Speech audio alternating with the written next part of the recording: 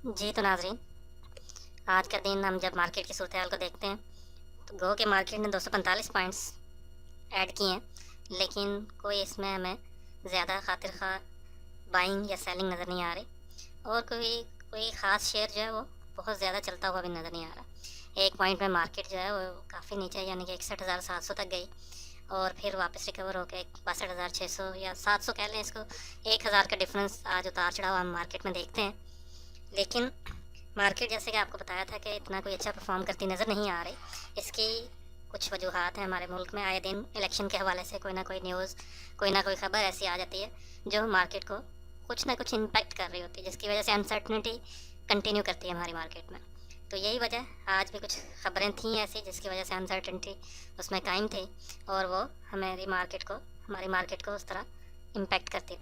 आज के चार्ट को जब हम देखते हैं तो इसमें बाज़ शोबे जो हैं वो हमें चलते नज़र आ रहे हैं और बाज़ शोबे जो हैं वो जो हैं लूज़ करते नज़र आए हैं। इसमें देखें तो सीमेंट सेक्टर ने कुछ ना कुछ चला है, इसी तरह फर्टिलाइज़र सेक्टर में मिला जुला रुझान है और ऑयल एंड गैस में भी 50-50% नज़र आ रहा है। कुछ चलें कुछ नहीं चले। कमर्शियल बैंक्स में ज़्यादातर जो है वो आज नहीं चल सके और इसके अलावा जो है वो भी केमिकल्स चला है का oil and gas marketing companies चली हैं। टेक्नोलॉजी और कम्युनिकेशन कुछ चले हैं, कुछ नहीं चल सके और पावर जनरेशन तो आज बिल्कुल ही नहीं चला। सीमेंट को देखा जाए तो सीमेंट जो है वो सारा ही सेक्टर उसके चले। तो इस तरह मार्केट में मिला जुला सा रुझान है। कुछ सेक्टर्स के कुछ शेयर्स चल गए हैं, कुछ नहीं चले, बाज़ कोई एक आधा पूरा सेक्टर ही चल गया। तो अभी मार्केट जो है अपनी करेक्शन के बाद जिसे कहते हैं अपने आप को दुरुस्त कर रही है, अपने आप को रीगेन कर रही है। इसलिए हमें इससे परेशान होने की ज़रूरत नहीं। इंशाल्लाह इसमें मज़ीद काम करने का भी मौका बहुत सा मिलेगा और उसमें हम काम कर सकते होंगे और आगे निकल सकेंगे और या उससे प्रॉफिट कमा सकते हैं। देखते हैं इसमें रिफ़ाइनरी ने पॉइंट्स डाले हैं, कुछ ऑयल एंड गैस ने डाले हैं। सबसे ज़्यादा रिफ़ाइनरीज़ के हैं, फिर ऑयल एंड गैस के हैं, सीमेंट सेक्टर ने डाले हैं पॉइंट्स, टेक्सटाइल ने डाले हैं और इसी तरह जो निकालने हैं वो इन्वेस्टमेंट बैंक्स ने, पावर जनरेशन ने, फर्टिलाइज़र्स ने, फूड फार्मेसी और इस तरह फिर आगे जो हैं बाकी सारे शॉप सेक्टर्स भी हमें नज़र आ रहे हैं। जब हम कैंडल स्टिक की तरफ जाते हैं तो कैंडल स्टिक में भी हमें एक जो कैंडल आज की नज़र आ रही है वो बड़े कम वॉल्यूम के साथ नज़र आ रही है और इसमें अगर आप गौर करें तो ये अब एक लेवल के बाद मार्केट जो है वो अब नीचे को जाना शुरू हो गई है। तो इसमें हो सकता है कि अगला एक दिन या 2 दिन मज़ीद ये मार्केट नीचे जाए और अगर इसमें ये काम हो कि ये अगले दिन भी नीचे को जाए और उससे अगले दिन भी कुछ करेक्शन की वजह से या कुछ वॉल्यूम कम लगे तो ये इस चीज़ की निशानी होती है कि उसके बाद ये ऊपर को जाएगी और ये ऊपर को जाके इसका जो नेक्स्ट टारगेट होगा वो हमारे ख्याल से 70,000 या इससे भी ऊपर जा सकती है। सेफ साइड पर रहते हुए आप इसको 65-67 तक प्रॉफिट टेकिंग कर सकते हैं या अगर आपने मज़ीद उसमें रिस्क लेना तो आप मज़ीद ऊपर भी जा सकते हैं।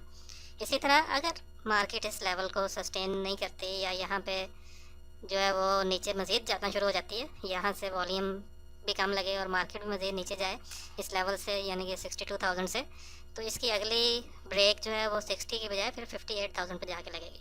बाज़ ख़बरें इसको इम्पेक्ट कर रही होती हैं। अल्लाह करे कि हमारी IMF की डील जो इंशाल्लाह हो जाएगी और इसमें कोई बज़ाहिर रुकावट नहीं है, अगर हो जाएगी तो वो लाजमी एक बहुत बड़ा पॉजिटिव इम्पैक्ट होगा मार्केट के ऊपर। फिर इलेक्शन की न्यूज़ है जो मार्केट को इम्पेक्ट कर रही है। रोज़ के रोज़ बदलते हुए हालात हैं, मुख्तलिफ़ किस्म के उसके सिनेरियोज़ हमारे सामने आ जाते हैं। तो मुझे तो उम्मीद है कि इस करेक्शन के बाद मार्केट ऊपर जाएगी और अपने आप में रिवाइवल की एक लहर लेके आएगी। इससे पहले अगर हम देखें तो मार्केट के बारे में ये बातें होना शुरू हो गई थी कि मार्केट एक मसनूई तरीके से ऊपर जा रही है, जो कि नीचे नहीं आ रही, मुसलसल ऊपर जाना शुरू हो गई है।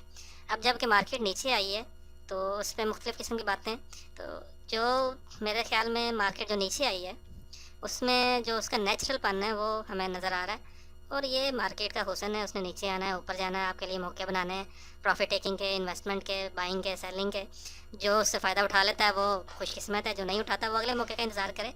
एक और चीज़ जो इस हवाले से अगर हम देखें तो आज कंपनीज़ को जिनके शेयर प्राइसेस यकदम काफ़ी बूस्ट अप हो गई थी उनको अनयूजुअल मूवमेंट पर PSX की तरफ से कुछ नोटिस दिए गए हैं, लेकिन ये एक मामूल की कार्रवाई है। किसी भी कंपनी के शेयर अगर इस तरह गैर मामूली तरीके से ऊपर जाएंगे तो उसको ये नोटिस इशू होगा ही होगा। ये अगर कल की सूरत हाल का अंदाज़ा करें कि मार्केट कल कैसी होगी तो इसके बारे में हम ये कह सकते हैं कि हो सकता है कि मार्केट यहाँ से कुछ मज़ीद नीचे हमें परफॉर्मेंस दे, उससे आगे भी मज़ीद नीचे दे, लेकिन ये एक खुशाइन बात होगी क्योंकि इसके बाद मार्केट अपनी वापस ऊपर वाली लेवल तक जाने की कोशिश कर सकती है।